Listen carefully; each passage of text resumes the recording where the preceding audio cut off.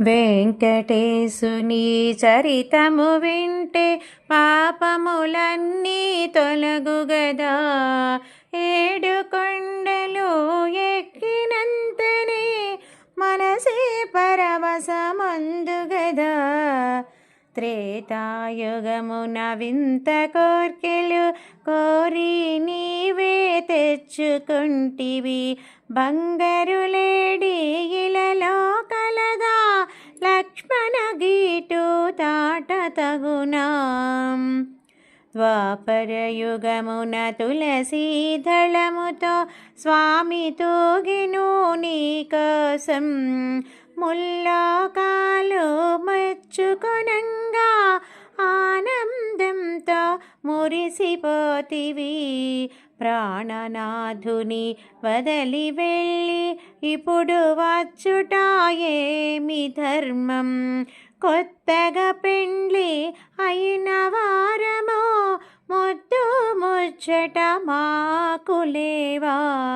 పగలు పోయే చిన్నదాన, మాటలు బాగా నేర్పినదాన, ఎంత గడుసురి దానవు నీవు.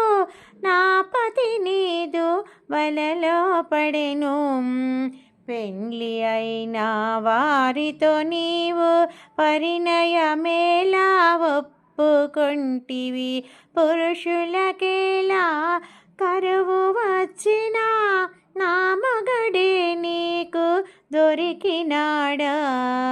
వెంకటేశుని చరితము వింటే పాపములన్నీ తొలగుగదా.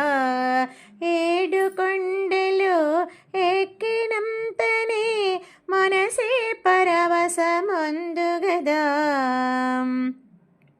స్వామి మదిలో నీవే ఉంటే మరి ఒక్క దానితో పనియేలా. స్వామి ప్రేమతో నన్నే వలచెను, మాటలు మీరకు నెరజాని. స్థిరమన్నది నీకు నేనే లేదు, ఇల్లు ఇల్లు తిరిగే దానవు. ఒక్క చోటైనా కుదురుగా ఉండవు, ఎందుకు నీకు మగడు ఇల్లు. ప్రేమతో భర్తను లాలించాలి, పతి కోగిటలో వదిగుండాలి. రెండూ నీ కడ లేనే లేవు, వచ్చిన దారిని మరలి పొమ్ము.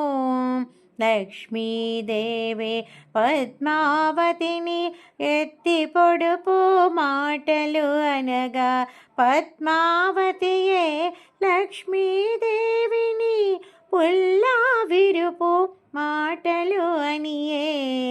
ఇద్దరు భార్యలు మాటలు వింటూ శ్రీనివాసుడే సర్ది చెప్పగా, స్వామి పలుకులు ఆలకింపగా, నావాడంటే నావాడనియే.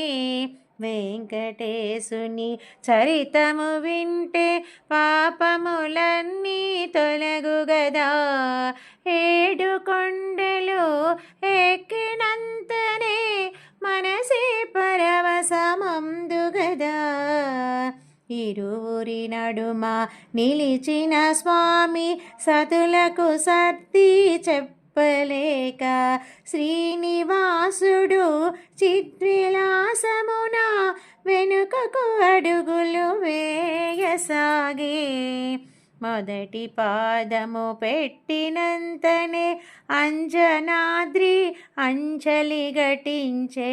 రెండవ పాదం పెట్టినంతనే వృషభాద్రి ఎంతో ఆనందించే.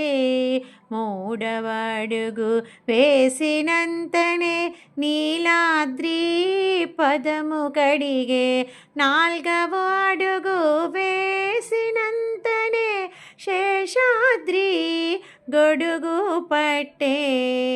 ఐదవ అడుగు వేసినంతనే గరుడాద్రి వింజామర వీచే.